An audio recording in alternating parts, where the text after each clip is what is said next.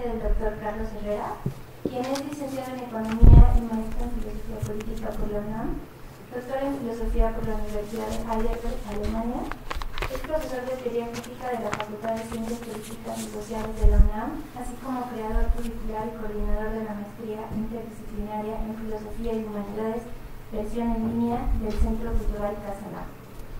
Es autor de los libros Ser y Donación, Recuperación y Crítica del Pensamiento de Martin Heidegger 2015, El Espacio Ausente, La Ruta de los Desaparecidos del 2017 y Consideraciones Pandémicas, Aforismos para el Pasado Mañana, del año pasado. Ha publicado además 3 libros de poesía: Vislumbres de un Sueño, del 2011, Presencia en Fuga, 2013 y Vox Poética, del 2021, así como una novela, Fuga, del 2020. Colabora como crítico de arte en el libro colectivo Extra Radio 2018 sobre la obra del maestro Alberto Castro Benítez. Labora como subdirector de opinión de la revista digital Salida de Emergencia. Gracias. Sí. Bueno, muchas gracias.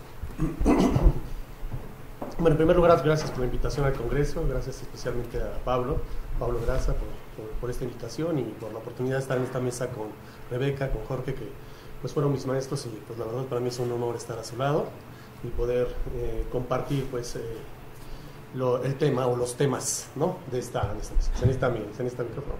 Bueno, mi voz no está potente. Bueno, entonces el tema es que lo tengo un poco ajustado al límite de tiempo que se planteó, entonces no me demoro en presentar, solamente digo que bueno, el tema está enfocado a la presentación sobre todo también de la primera generación, o lo que se llama la primera generación de la Escuela de Frankfurt, aunque en verdad con Grünberg debería considerarse la primera cuando participan otras también, hay otras intervenciones brillantes como la de Grossman, Pollock o Bittfogel, pero bueno, normalmente se considera la primera generación realmente de la Escuela de Frankfurt y de la teoría crítica precisamente con Adorno y Horkheimer, ¿no? Horkheimer como el primer director, o como el segundo director de ese instituto, del Instituto de Investigaciones Sociales de Frankfurt. Bueno, voy a centrarme en lo que se llama esa primera etapa y tratar de vincularla o leerla desde una determinada historia del pensamiento crítico en la filosofía y desde ahí tratar de resaltar sus aportes principales. Por eso la ponencia se llama Método, Crítica y Dialéctica de la Ilustración, Orígenes Históricos, Evolución y Sentido de la Teoría Crítica. Perdón si puede resultar un tanto, atrevida mi interpretación o mi lectura, pero de alguna manera trata de sintetizar la escuela dentro de una visión, podríamos decirlo así, siguiendo a Brodel, de larga duración, ¿no? Podríamos decirlo en términos filosóficos. Si existe una palabra que sintetiza en sí misma todo el sentido, la fuerza e incluso me atrevería a decir el futuro de la aventura moderna, esa palabra no es otra que la de crítica. En ella queda plasmada la clave privilegiada para entender la vocación de una era que, a pesar de habérsele declarado muerta en más de una ocasión, sigue siendo el referente histórico general para pensar la realidad en la que vivimos y nos desplegamos. Más allá de la simpatía o el rechazo que ella pueda generar en cada uno de nosotros, que nos concebimos, por decirlo así, posmodernos. Esta noción, sin embargo, solo se erige sobre la base de otro concepto, igual de omnicomprensivo y omniabarcante, que le disputa el privilegio de fungir como código de apertura y de velamiento de los fenómenos que dan forma al marco desde el que se desenvuelve el proyecto moderno. Esa otra noción podría sintetizarse en una palabra que en un comienzo no parecerá tan familiar como aquella de crítica, pero que es igualmente significativa y preponderante: método. Es importante notar que en estas primeras líneas no se habla de razón, sino de crítica y método. En gran medida porque ambas nociones inauguran desde sí mismas dos modos distintos de pensar y construir la realidad. Y para el sujeto moderno, pensar significa necesariamente razonar, o bien fundamentar lógicamente desde el pensamiento. Así, las dos formas en las que la realidad moderna aparece al sujeto que intenta descifrarla, fundamentarla, construirla, transformarla, superarla, son, por un lado, aquella que se basa en lo que se ha denominado razón crítica y aquella que sustenta lo que se ha dado por llamar razón metódica, o bien, en la lectura de la Escuela de Frankfurt, que habría que justificar, pero solo menciono, razón instrumental. Entre estas dos formas de razonar, No cabe duda alguna de que es la segunda, o sea, la razón metódica o instrumental, la que constituye la base hegemónica desde la que se fundamenta el otro tipo de razonar, el razonar crítico. Ello es así porque la cuestión del razonar o del razonamiento en la era moderna no es solo una cuestión intelectual, sino que funge siempre como el correlato de un tipo específico de praxis constitutiva del mundo moderno, que exige para poder desplegarse a plenitud un comportamiento, una ética, una laboriosidad, una disciplina, una comprensión global que forzosamente tiene que ser metódica en su proceder e instrumentalista en su ejercicio concreto. Pensemos en lo que propuso Weber en su libro sobre la ética protestante y en la formación precisamente de un sujeto y de una praxis, ¿no? que acompaña a ese sujeto moderno. La crítica, por su lado, nace y se desarrolla desde este sustento histórico innegable. No siempre, sin embargo, ambos tipos de razón estuvieron confrontados. En el discurso del método, Descartes inauguró una forma metódica de fundamentar el conocimiento y la aproximación del sujeto a las cosas que, en la base misma de su proceder, introducía una referencia crítica a la realidad, la exigía de principio. Se trataba en verdad de una crítica radical al mundo que lo rodeaba y que le impedía el acceso a la comprensión certera de los fenómenos, objetos de su atención. No es necesario repetir aquí el gesto cartesiano de la duda radical que pone en vilo el mundo entero y coloca en suspenso cualquier idea y noción previamente adquirida para luego hallar la base de la certeza absoluta. Luego dudo, luego existo, con la finalidad de dar cuenta de la manera en la que el llamado padre de la filosofía moderna construye su aproximación científica, metódica a la realidad desde el cuestionamiento radical del mundo. Y ese mundo, hay que decirlo, era un mundo interpretado aún desde el mirador de la filosofía escolástica, la cual constituye el bagaje que, por un momento, Descartes pone en vilo, para inmediatamente reintroducirlo parcialmente. Lo que Immanuel Kant realiza un siglo después, en la crítica de la razón pura, no es otra cosa que retomar ese mismo impulso ilustrado de Descartes para conducirlo a su derrotero más consecuente. Aquí la razón metódica se prepara para fundamentar el conocimiento científico. Se reconoce a sí misma, por primera vez con toda claridad, como una razón crítica, y se siente llamada a fundamentar su reflexión desde la prioridad de la crítica sobre el método, si bien nunca abandona este último. Se trata, como es bien sabido, de un momento trascendental en la historia del pensamiento moderno, porque allí por primera vez, sin necesidad de volver a la raíz escolástica, de la que partía críticamente, como en el caso de Descartes, la filosofía asume el riesgo de fundarse a sí misma sin recurrir a ningún principio externo que le sirva como punto de partida. Se trata, en resumen, de lo que la época y el futuro que funda reconocerán como ilustración. Ahora bien, incluso con este giro ilustrado consecuente que debería llevar a la filosofía a su fundamentación metódico-científica, la crítica que sirve como base para establecer el principio epistemológico rector del pensamiento moderno es principalmente una crítica externa, o bien una crítica que solo se aplica a la exterioridad de lo concebido como filosófico, pero no a lo filosófico mismo. Esto queda claro desde el título mismo de la obra capital de Kant, Crítica de la razón pura, Kritik der reinen Vernunft en alemán. En este caso, el genitivo enlaza los dos sustantivos de la, der en alemán, crítica y razón pura, es lo que en gramática se conoce como genitivo objetivo. Esto es un complemento adnominal que expresa el objeto de la acción significada, la crítica, por el nombre determinante, razón. Este se opone al genitivo subjetivo que expresa al contrario al sujeto de la acción significada por el nombre determinante. Así, el significado del título de la obra no es la crítica que lleva a cabo la razón pura, sino al revés, la crítica que se le hace a la razón pura.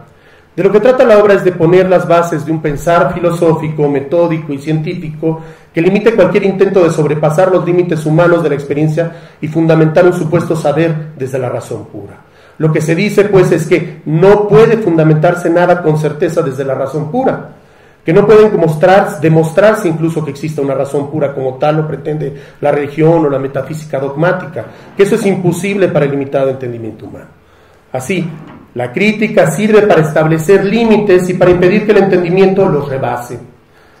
Funciona, y la analogía es del propio Kant, como una policía de la razón que coloca los límites internos y externos del pensar filosófico.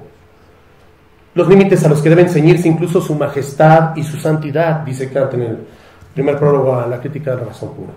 A partir de allí, Kant elabora una tabla de conceptos y categorías puras del entendimiento desde la cual se puede ejercer con seguridad la reflexión filosófica sin temor a extraviarse. Ahora bien, vistas las cosas de cerca, esas categorías puras no son más que el reordenamiento de las categorías aristotélicas expuestas originalmente en el órgano. La pretendida ilustración kantiana hasta ese punto establece los límites del pensar filosófico, pero no logra refundarlo desde la exigente lógica de los conceptos liberados de la tutela metafísica.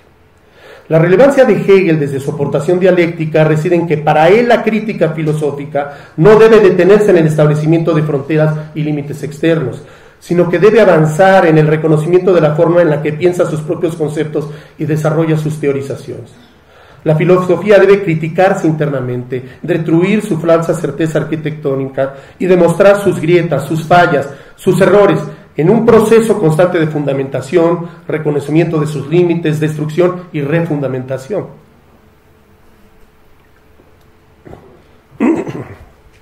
Es un proceso que Habermas denomina correctamente autocercioramiento y que desde su perspectiva, en el discurso crítico de la modernidad, y que desde su perspectiva hace de Hegel el primer filósofo realmente moderno. ¿Por qué? Porque es capaz de caracterizar a la filosofía no como una construcción perfecta e impoluta, sino como un proceso crítico que reconoce sus fallas y descubre los mecanismos internos para resolverlas y superarlas. En ese momento la filosofía adquiere verdadera autonomía. Ya no se trata de defender una fortaleza como en Kant, un método, sino de vivificar el pensamiento en el reconocimiento complejo de todas sus dimensiones, incluso extrafilosóficas, sin establecer un acceso privilegiado a la verdad o al conocimiento. Desde el pensar crítico dialéctico que radicaliza el original gesto ilustrado, la filosofía ya no requería de un método en cuanto tal. Era el objeto mismo y la experiencia que el sujeto hacía de él los que marcaban la pauta del conocimiento y su exposición teórica. La crítica se convierte en una crítica del método lógico-científico moderno, lógico-formal, como también se le llama, y desde ahí construye una forma filosófica de pensar que se aventura al riesgo de reflexionar sin base segura. Desde el punto de vista de la mentalidad positivista, este paso esencial en la historia de la filosofía significó el abandono de la perspectiva científica. Para Hegel, sin embargo, de lo que se trataba era de reformular el concepto de ciencia desde la construcción dialéctica, que daba cuenta de la propia vida contradictoria de los fenómenos reales. De allí que su fenomenología se subtitulara, como es sabido, Ciencia de la experiencia de la conciencia. En el desarrollo de su crítica, Hegel reconoce dos planos diferenciados de comprensión de la realidad. El primero es el del propio sujeto pensado como una entidad históricamente determinada. Para cada sujeto, sea individual o colectivo, su época se le aparece como el eslabón definitivo de una larga cadena de evolución espiritual, o bien simplemente como la verdad definitiva e insuperable de todos los tiempos. Aquí aparece ya en ciernes la categorización de lo que más tarde en la teoría crítica se llamará ideología. El sujeto individual, espontáneo, preso del sentido común de su época, tiende a dogmatizar su experiencia, a concebir lo que aprende a través de ella como el único mundo posible.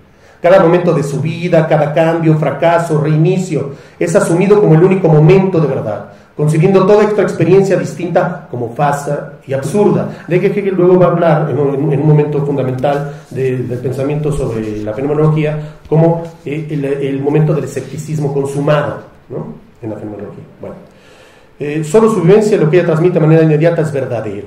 Hegel subraya: lo conocido en términos generales, precisamente por ser conocido, no es reconocido, dice en el prólogo a la fenomenología. La necesidad de la reflexión crítico-filosófica radica en que resquebraja esa ilusión de certeza y verdad plenas e introduce la razón dialéctica como la vía para fundar un saber que, lejos de la pureza y la evidencia de determinados conocimientos de inspiración matemática, asume que no hay verdad sin contradicciones, traslapes, fallas, equivocaciones, retrocesos, transformaciones. La filosofía es una crítica perenne de todas las categorías que aparecen y desaparecen frente a nosotros en nuestra experiencia histórica, y de la experiencia misma que las asume como últimas e insuperables en cada momento de su aparición. La verdad tiene que aparecer, dice Hegel, no solo como sustancia, sino también y en la misma medida como sujeto. Y el sujeto es experiencia, cambio, fallo, reconsideración, recomienzo, variación, refundamentación, superación. Ya no es sustancia, o ya no es solamente sustancia. La intervención de Marx, que funda la razón crítica en el sentido en el que lo entenderá posteriormente la llamada Escuela de Frankfurt, esta primera generación, tiene como punto de partida esta división tajante entre dos mundos. entre dos formas de concebir y conceptualizar la labor filosófica en cuanto a acceso privilegiado a la verdad, más allá del dogmatismo insuperable de la conciencia espontánea. Con la intervención de Marx, la filosofía pierde para siempre su ingenuidad, la seguridad suprahumana que le daba el hecho de hablar en nombre de lo divino, lo trascendente, lo eterno, lo originario o lo absoluto. Marx no solo cuestiona metódicamente a la filosofía en su raíz epistemológica, sino que pone en duda su propio derecho a existir como discurso plenipotenciario de acceso privilegiado al ámbito de la verdad y el conocimiento. Así contribuye al proceso de radicalización de la Ilustración, que en Hegel solo se trazaba en términos filosóficos, teóricos, pero no sociales ni políticos. Como pensador materialista que recupera la enseñanza histórico-dialéctica de Hegel, Marx sabe que en principio no existe ningún, y digo en principio digamos aquí con cursivas, no existe ningún punto de vista neutral ni privilegiado para acceder a la comprensión de lo real, sino que todo horizonte del que se parta está condicionado por el mirador desde el que será hablando, del que se está hablando, disculpen. Para Marx esto significa lo siguiente: de acuerdo con el ser social que condiciona la experiencia humana del individuo pensante, se desarrollará un punto de vista que afirme o niegue esa condición social. No solo que la afirme, ¿no? O sea, no solo que esté determinado inmediatamente por ella, sino que también incluso la niegue o haga referencia a ella. No hay una perspectiva que flote por los aires o que sea capaz de elevarse lejos de las determinaciones materiales, sociales e históricas, sino que toda perspectiva nace de ellas, y sea consciente o no de su acto, toma posición frente a ellas. Y estas condiciones histórico-sociales tienen, en el mundo marcado por la propiedad privada, el carácter de condiciones clasistas de explotación. Así, la filosofía no es más que la hipóstasis discursiva de una determinada clase social dominante que busca justificar las condiciones de su propia hegemonía. El fallido proceder de la conciencia espontánea que Hegel revelaba es también el de la filosofía, o sea, es también el del pensamiento reflexivo, culto, incluso en su versión idealista dialéctica. Ambas tienden al dogmatismo ontológico, epistemológico de su funcionalidad, porque naturalizan o fetichizan un proceso y una reflexión sobre el proceso que corresponden a una determinada condición histórico-social. El idealismo dialéctico es insuficientemente crítico ilustrado. Al dar cuenta de esto, Marx se adelanta a aquella forma de reflexionar a la que Nietzsche dará una expresión definitiva. No se trata del qué ni del cómo, sino de quién construye un determinado discurso, y desde qué intereses específicos lo hace. Hablar desde la supuesta universalidad de la ciencia, desde la pureza ideal del pensamiento que revela la falsedad del mundo para justificar el patrimonio espiritual de la humanidad, como decía Hegel, no es más que hablar desde los intereses de las clases dominantes y hegemónicas, cuya figura en el mundo moderno no es otro que el de la burguesía. La primera labor de la crítica ilustrada radical consiste en aniquilar cualquier tipo de neutralidad o naturalidad del discurso hegemónico y señalar su procedencia, sin dejar de reconocer que pese a ello, el discurso hegemónico sigue existiendo y permanece siendo hegemónico. La ideología no es solo el equívoco conceptual o fallo epistemológico, es inercia estructural que no se rompe solo con señalarla. La ideología no es para Marx un producto conceptual o psicológico, sino una realidad práctica que impone conductas, formas de comportamiento y concepciones del mundo. Para resquebrajar esa inercia práctico-ideológica, lo primero es tomar posición, asumir comprometidamente el lugar desde donde se habla. Por eso decía que en principio no había un acceso privilegiado, pero ahorita veremos en qué sentido Marx también lo matiza. Como lo confirmará continuo a comienzos del siglo XX Georgi Lukács, en la teorización crítica de Marx nace de su compromiso con la posición singular que ocupa el proletariado en la sociedad moderna capitalista. En sí mismo, este compromiso pareciera adolecer de dos serias limitaciones que destruirían la posibilidad de un discurso realmente crítico e ilustrado. Uno, por un lado, aparenta pasar de un discurso de alcances universales a uno particularista, ¿no? El proletariado como una parte de la sociedad.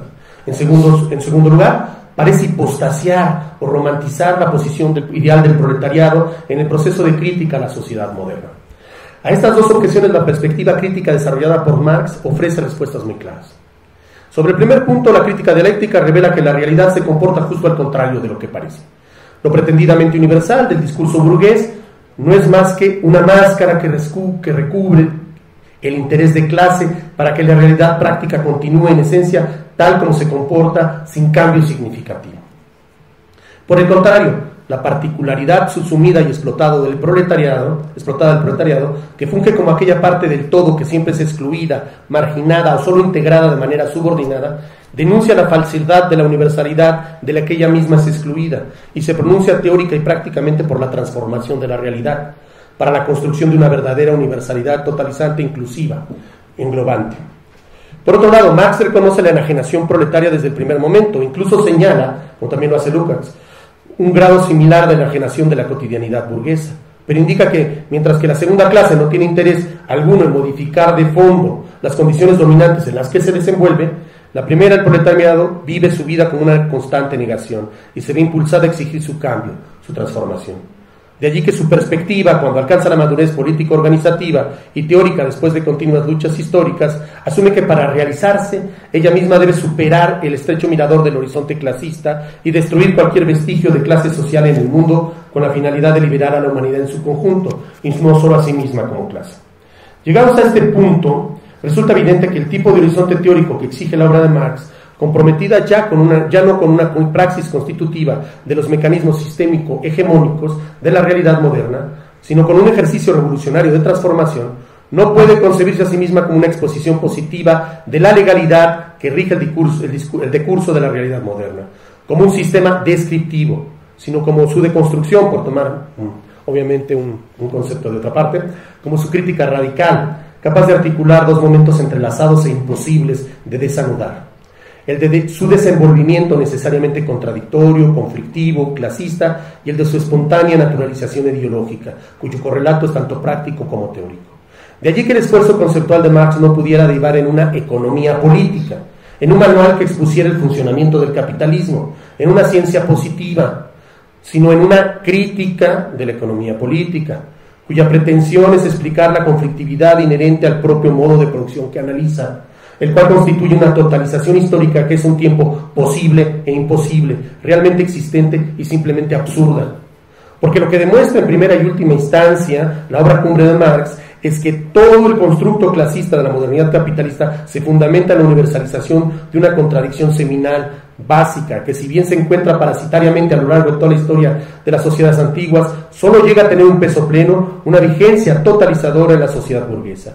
La contradicción entre valor de uso y valor en la mercancía, entre la afirmación social natural de la vida y su subordinación a un principio abstracto y alienante. Solo desde allí, la crítica marxiana a la ideología dominante adquiere su dimensión plena. Es una denuncia contra la opresión del capital y la forma mercantil capitalista universalizada sobre la posibilidad de una vida humana libre y plena. Una denuncia que revela los mecanismos de la deformación ideológica desde la ilusión fetichista, de un poder cuasi mágico de los objetos mercantiles y su equivalente general, que son adorados como divinidades por una sociedad que se pretende plenamente desencantada, libre, ilustrada, ¿no? Es una ironía con la que Marx en verdad construye este concepto. Le llama fetichista a la sociedad que se ha dicho a sí misma o se ha pensado a sí misma como ilustrada. El cuestionamiento de Marx a esta sociedad es voraz. Si defiende aún sus horizontes como ciencia, ello solo puede ser aceptado agregando el adjetivo de crítica. Al igual que Hegel, el concepto de ciencia en Marx solo puede ser entendido como una ciencia crítica que se aparta del método positivista hegemónico y que se piensa a sí misma como una sistemática de construcción ideológica del mundo mercantil capitalista y sus justificaciones teóricas. Un sistema que deconstruye su objeto de estudio a la vez que expone sistemáticamente su funcionamiento contradictorio. En verdad, prácticamente imposible. Por decirlo así, una imposibilidad posible o una posibilidad imposible. Desde este mirador resulta incluso penoso constatar, con algunas excepciones notables, lo sucedido en el seno del llamado marxismo socialdemócrata y revolucionario durante los 40 años posteriores a la muerte de Marx. Para el punto de vista crítico, la construcción de los monstruos teóricos del materialismo histórico y del materialismo dialéctico, acompañados de la elevación de la teoría de Marx a una ciencia determinista, predictiva y absolutamente cierta en todos sus pormenores, no puede más que concebirse como una tergiversación y deformación de las intenciones y logros genuinos del pensador alemán. Con la conversión del marxismo en ciencia económica exacta, se dio, sin embargo, un paso teórico decisivo que marcaría el siglo XX y todas las luchas revolucionarias conectadas, de una manera u otra, con la genial perspectiva inaugurada por Karl Marx. Gracias. nacería el marxismo como un arma ideológica de manipulación masiva, que lejos de saber leer la historia a contrapelo, como lo exigiría más tarde Walter Benjamin, pretendía marchar con el curso de la historia, una historia determinada precisamente por la lógica positiva e inconmovible del capital. No fue sino hasta la aparición del libro de Historia y Conciencia de Clase en 1923, hace justo 100 años, que la teoría crítica de Marx pudo ser por primera vez reivindicada con seriedad, inspirando y dando paso al nacimiento de la llamada Escuela de Frankfurt, posteriormente, que reanimó el espíritu crítico del autor del Capital y lo llevó más lejos de lo que él mismo pretendía en un origen. Porque a las integrantes de la Escuela de Frankfurt no se les puede considerar únicamente como continuadores de la crítica inaugurada por Marx, sino que en conexión con el esfuerzo teórico revolucionario de carácter radicalmente ilustrado, su intento continuó el proceso de crítica que había comenzado anteriormente en otros pensadores y condujo a la crítica a otros derroteros, no lejanos, sino consecuentes con el impulso moderno. Solo así se puede entender el sentido de la intervención histórica de la Escuela de Frankfurt, esto es, en la doble conexión con la recuperación de la crítica marxiana de estirpe hegeliana y simultáneamente con el esfuerzo de liberar a la razón crítica del predominio metódico del pensar metafísico moderno y su fetichismo ideológico. Así pues, en su origen, la teoría crítica responde a dos exigencias teóricas complementarias. La primera, coyuntural, responde a la conversión de la crítica marxista en un simulacro ideológico que debía ser denunciado, puesto que no solo era la expresión de una desviación teórica o una deformación de los objetivos científicos de Marx, sino que fácticamente había tomado cuerpo en una realidad macrosocial, la Unión Soviética, que había subsumido a la gran mayoría de los movimientos revolucionarios internacionales a la lógica de los procesos político-económicos funcionales, en última instancia, a la dinámica de la modernidad capitalista. Esta crítica coyuntural se complementa con otras dos denuncias ideológicas contextuales de la teoría crítica, al pensamiento liberal y a su exceso cínico-fascista. 2. En un segundo momento, la teoría crítica, sin embargo, no responde únicamente al interés de reivindicar el verdadero sentido del pensamiento de Marx, y esto es importante, a partir de sus raíces dialéctico-hegelianas, sino que tiene como objetivo explícito continuar con la radicalización del concepto de crítica enfrentado al de razón metódica e instrumental, un proceso que Marx había llevado a una nueva cima con la denuncia del fetichismo ideológico inherente a este modo de pensar, pero que la evolución de su pensamiento en el marxismo vulgar había detenido de manera estrepitosa.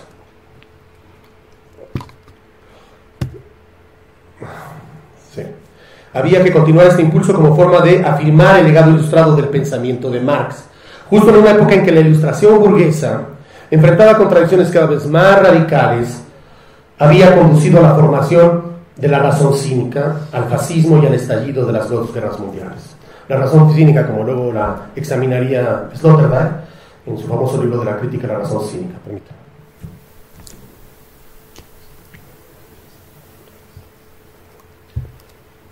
En este camino de recuperación y radicalización de la conciencia crítica, la intervención de Lukács en Historia y Conciencia de Clase fue decisiva. Ello por tres motivos centrales. Uno, porque rompió la inercia generalizada hasta ese momento de considerar al marxismo como una ciencia positiva, determinada, infalible, y demostró que su núcleo esencial radicaba en la crítica ideológica a la raíz mercantil capitalista de la modernidad, basada en la ilusión fetichista de la mercancía. Dos, porque a partir de ello caracterizó el conflicto central de la sociedad clasista moderna como una contradicción desgarradora entre el proceso de reproducción social natural, fundamentado en el valor de uso, y el proceso de valor y la valorización del valor, que resquebrajaba y subsumía el sentido orgánico de la reproducción humana.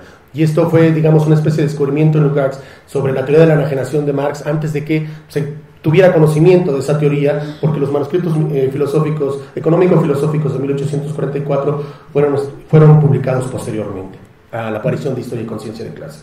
Tercero, porque concibió la emergencia histórica del sujeto proletario y su toma de conciencia como un proceso conectado con la defensa de su reproducción vital en contraposición con la lógica abstracta del valor valorizándose, que lo sometía a una destotalización y subordinación de su ser social. Cuando Horkheimer escribe finalmente el texto fundamental de la llamada teoría crítica, teoría tradicional y teoría crítica, ya apareció, estas ideas formaban parte del bagaje teórico básico del Instituto de Investigación Social de la Universidad de Frankfurt, inaugurado en 1924, justo un año después de la publicación del libro de Lukács. Desde el punto de vista de Horkheimer, la cuestión del desarrollo de la crítica en el sentido que lo había pensado Marx desde la crítica de la economía política ya no consistía simplemente, como para el marxismo predecesor, incluyendo el marxismo crítico inaugurado por el pensamiento de Lukács y Karl Korsch, en la continuación de la perspectiva filosófico-dialéctica. O sea, ya no solo consistía en eso, política y revolucionaria del pensador de Treveris, sino de su verdadera tematización en el contexto del ascenso del fascismo al poder y de la consolidación de la Unión Soviética estalinista. Solo podía plantarse con seriedad desde la reubicación histórica de su sentido global en el contexto de la sociedad moderna y sus desarrollos teóricos. Lo primero que realiza Horkheimer en su ensayo es alterar la concepción de lo que hasta ese momento se consideraba moderno y su relación con el ámbito tradicional. Esto es fundamental. Si se entiende esto, prácticamente se entiende desde el punto de vista el giro que da la teoría crítica. Se trata en realidad de una alteración sutil, casi invisible, pero que constituye el núcleo de la intervención de Horkheimer y de su originalidad teórica. Cuando uno lee el ensayo de Horkheimer, teoría tradicional y teoría crítica, uno dice, bueno, pues se está planteando, digamos, como una crítica marxista muy, digamos, básica a lo que ya se tenía más o menos pensado por en ese momento por otros autores, entre ellos Lukács y Korsch. Pero de repente cuando uno se detiene a pensar y lo relee por segunda, tercera, cuarta vez, se da cuenta que lo que está viendo es un giro que no está explicitado, pero que es el fundamento de lo que está proponiendo este Horkheimer. Lo que realiza Horkheimer es devolverle al mirador moderno el mismo gesto con el que la modernidad clasificaba y estigmatizaba a la civilización o a las civilizaciones que la precedieron, como formas tradicionales de organizar la vida y el pensamiento.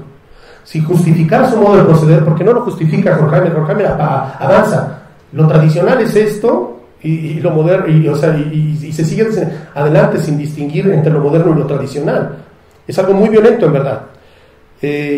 Sostiene que la meta final, sin justificar su modo de proceder, Horkheimer sostiene que la meta final de la teoría tradicional, tal como él la caracteriza, aparece como la consecución de un sistema universal de la ciencia. Es necesario subrayar aquí la violencia teórica que este gesto implica. El objetivo máximo de la teoría moderna de la Ilustración, con el que pretendía distinguirse de una vez por todas del pensamiento tradicional anterior, de carácter religioso y metafísico, se convierte en Horkheimer en la piedra angular para denunciarla como teoría tradicional. Esto es, como una teoría comprometida con la conservación y defensa de un modo de pensar ligado a un determinado statu quo, propio de las sociedades jerárquicas. La teoría moderna, correspondiente a la sociedad moderno-capitalista, aparece como la máxima representante de un modo tradicional y conservador de pensar y fundamentar las cosas. ¿Desde dónde se puede sostener algo así? ¿Desde qué horizonte se puede afirmar que lo moderno es en realidad lo tradicional? Es decir, cuando se está hablando desde la modernidad. ¿Cómo se puede decir eso? Eso se puede hacer únicamente desde una perspectiva para la que el fenómeno de la modernidad y sus pretensiones ilustradas se aparecen ya como un objeto determinado, en cierta medida cerrado, establecido, al cual solo se le puede confrontar desarrollando una perspectiva crítica exterior que lo denuncie y supere. Como si se dijera, la modernidad, la Ilustración ha perdido su fuerza crítica, se ha convertido en una civilización mecánica, instrumental, funcional y sistémica, cuyo objetivo es conservar los procesos de poder y dominación que la han caracterizado desde un comienzo, en lugar de superarlos. A este objeto cerrado, a esta realidad que solo busca conservarse a sí misma, ya no cabe exigirle que desarrolle desde sí la potencia dormida de su crítica, sino que la crítica, en concordancia aún con la motivación histórica que la vio nacer, debe provenir de un mirador que se oponga a los mecanismos y articulaciones del poder sistémico, sin caer ya en sus mismos presupuestos. Desde este horizonte, entonces, la teoría crítica de la que va a hablar Horkheimer no tiene como objetivo constituirse, como en el caso de Marx, en un sistema, en una ciencia crítica, deconstructora de los fetichismos ideológicos de la modernidad capitalista, sino aparecer a plenitud como una crítica a toda pretensión de fundar la teoría como ciencia o sistema, para formularlo como un poco en términos de Kant, por decirlo así. La teoría crítica nace aquí como una crítica de los sistemas y las pretensiones científicas de la modernidad. Incluso llega más lejos. Sostiene que todo intento de fundar el pensamiento con sistema o ciencia, incluidos los intentos críticos, participa consciente o inconscientemente de la consolidación del poder sistémico moderno. Por ello es que Horkheimer, en un intento último de recuperar la potencia crítica del pensamiento dialéctico, lo separa definitivamente de cualquier aproximación con una reflexión metódica, incluso lo que implicara la unidad dialéctica método-objeto.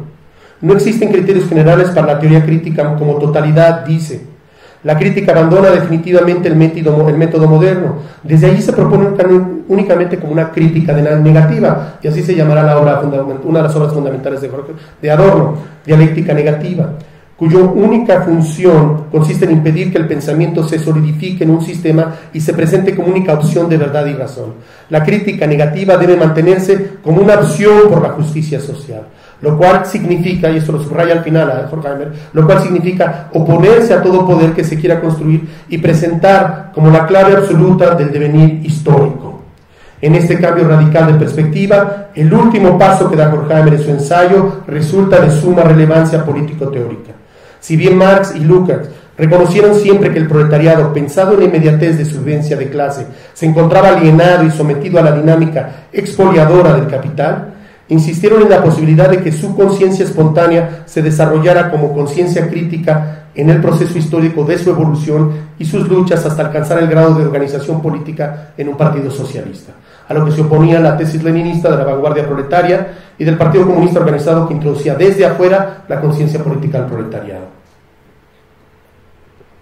Pero Horkheimer, reconociendo la tendencia histórica ya comprobable en su época de la transformación de los partidos en élites burocráticas dogmatizadas y por lo más constatando la formación de la dictadura estalinista en la Unión Soviética, se aparta definitivamente de esa creencia y subraya la necesidad de diferenciar el ejercicio de la teoría crítica de la posición política partidista, incluso aunque se esté de acuerdo con ella, o más bien justo por ello mismo. O sea, justo porque se está de acuerdo con ella, hay que separarse de lo que ella misma dice y sostiene. Hay que dejar de creer en ella como el dogma, digamos, de la verdad. Desde este mirador original, la crítica se desprende de la razón metódica, rechaza las derivaciones sistemáticas de la reflexión moderna y se opone a la subordinación conceptual a una clase o a un partido, aun cuando se esté de acuerdo con sus objetivos y principios. Disculpen, ¿cómo voy de tiempo? ¿Sí? Ok, termino con lo que propone Adorno. La colaboración de Theodor Adorno con Max Horkheimer en el trascendental libro Dialéctica de la Ilustración condujo estas conclusiones a su derrotero más consecuente y radical. El punto central de la reflexión que inaugura este importante libro consiste en resaltar una paradoja absolutamente comprensible para la época, la de la Segunda Guerra Mundial en la antesala de la bomba atómica. Que dejada libre el desarrollo histórico de sus potencialidades intrínsecas, la Ilustración se anulaba a sí misma. Aún más que la Ilustración se convertía en lo opuesto de la Ilustración, en el poder irracional y dogmático que ella decía combatir y buscaba superar.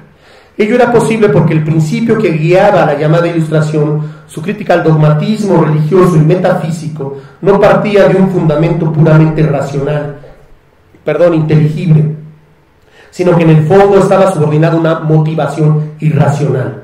Para demostrar esta idea, los autores introducen dos modificaciones centrales en la noción de ilustración. En primer lugar, la noción de ilustración sufre, en manos de Horkheimer y Adorno, una ampliación de sus fronteras históricas que la hace pasar de ser concebida como una etapa determinada de la historia moderna, ubicada entre los siglos XVIII y XIX, incluso XVII, como lo llega a señalar Jonathan Israel, a conceptualizarla como el intento perpetuo de la humanidad por convertirse en ama y señora de su destino desde los primeros gestos míticos en su fase nómada. Al hacer esto rompe con la idea clásica de que la ilustración consiste en una lucha frontal contra el pensamiento mítico, religioso, metafísico, desde el mirador científico de la razón metódica e instrumental, y en sentido inverso parten de un horizonte teórico para que el gesto mítico religioso ya es ilustración. Así, para ellos, el desarrollo de la razón instrumental no sería la negación radical del dogmatismo tradicional, sino en estricto sentido su continuación más consecuente. La ilustración moderna, pues, no rompería con el mito, sino al contrario, sería la continuación del mito por otros medios. Ello solo es posible porque en la dialéctica paradójica a la que están dando vida, el mito ya es concebido en principio como ilustración. Esta violenta alteración, con esto voy a concluir, de la noción de ilustración y modernidad que están introduciendo ambos autores es únicamente posible porque necesariamente está modificando de principio la definición tradicional que se tiene de ella. Lejos de pensarse como crítica racional del ciego dogmatismo metafísico y religioso y como intento de construir desde esa base una concepción y un mundo humano democrático, plural y solidario, lo que los autores subrayan como motivo fundacional de la mentalidad ilustrada en su sentido ampliado y con apoyo del psicoanálisis, valdría agregar, es un miedo irracional que conduce a resultados irracionales y contrarios a su espíritu. La ilustración en el más amplio sentido, el famoso inicio de dialéctica de la ilustración, en el más amplio sentido del pensamiento en continuo progreso, ha perseguido desde siempre el objetivo de liberar a los hombres del miedo y constituirlos en señores. Este es el punto de partida. La ilustración es el proyecto consciente o inconsciente de superar definitivamente el miedo. ¿Pero a qué miedo se refiere? El miedo irracional al que se refieren Horkheimer y Adorno no es otro que el miedo a lo desconocido, a lo incierto, a lo externo, a lo que escapa al poder humano de definir el rumbo de las cosas que le interesan. Para la mentalidad ilustrada, todo tiene que quedar bajo su control, nada debe escapar a su alcance. Todo lo que se presenta como externo es terrorífico y tiene que ser domesticado. Lo irracional de este miedo es que no se puede superar. No hay forma en la que un día todo se convierta, como por arte de magia, en puramente humano, comprensible y traducible a una lógica calculística. La infinitud del universo obliga a esta conclusión. Siempre habrá algo en la realidad fenoménica que escape a las manos del hombre. Peor aún, mientras más se progrese en el camino de control y la domesticación de los fenómenos, más grande será el miedo a que algo se salga de control e irrumpa en la realidad humana, y más fuertes serán por ende los mecanismos para dominar esa exterioridad y someter todo aquello que se desvíe de esta ruta. El colorario es inevitable. A mayor ilustración, mayor miedo, mayor dominio y mayor ilustración, que conduce a un mayor miedo, mayor dominio, etc.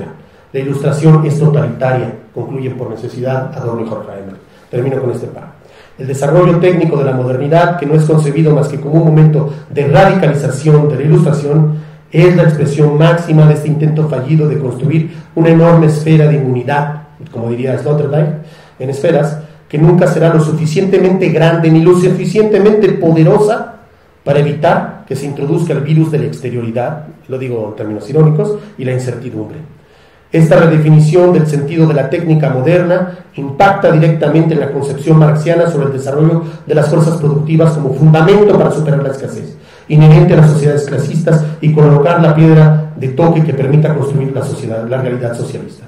Desde el punto de vista de los autores de dialéctica de la ilustración, Marx cedió al sentido común reaccionario, dice, al momento de pensar la posibilidad de la construcción de una sociedad postcapitalista desde la mediación histórica del desarrollo de las fuerzas productivas, porque fundaba la esperanza socialista moderna en un principio exterior de necesidad que subordinaba el de libertad, la cual terminaría siendo absorbida junto con el socialismo por las construcciones técnico-burocráticas.